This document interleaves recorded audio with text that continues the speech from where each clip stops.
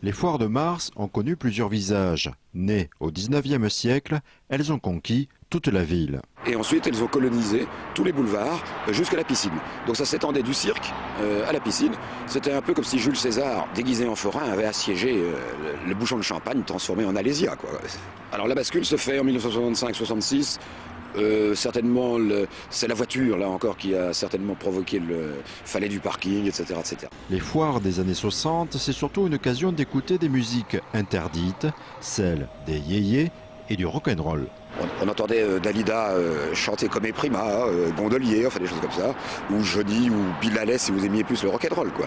Et c'est aussi un lieu où on diffusait auprès de la jeunesse la musique nouvelle, en quelque sorte.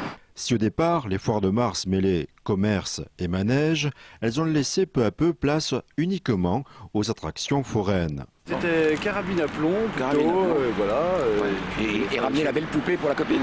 La fête, c'est aussi l'occasion de compter fleurettes durant un tour de manège. Un manège que tout le monde attendait, n'est-ce pas, c'était la chenille. Alors la chenille, c'était un manège circulaire et au bout d'un certain temps, la chenille était recouverte par une bâche.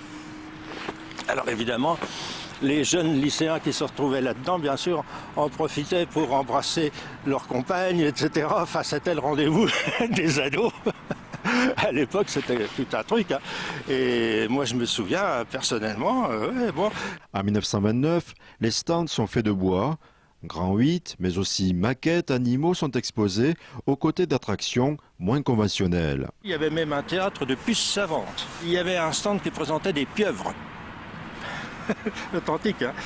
Authentique et surprenant jusqu'à l'après-guerre, les cirques des curiosités. À la fin du 19e siècle, où on avait été chercher des pauvres noirs, vous savez, en Afrique, pour oser les montrer comme ça, comme des bêtes curieuses, des bébés avec des malformations, des choses comme ça, mort-nés, vous voyez, voilà, ça se limitait à ça, mais il y avait une curiosité un peu morbide des gens qui se précipitaient là-dessus. Inauguré durant les foires de Mars de 1905, le théâtre Champagne intégrait des spectacles d'équilibristes ou équestres. La version 2012 des foires de Mars présente ses curiosités quant à elle à partir de ce vendredi à 17 h.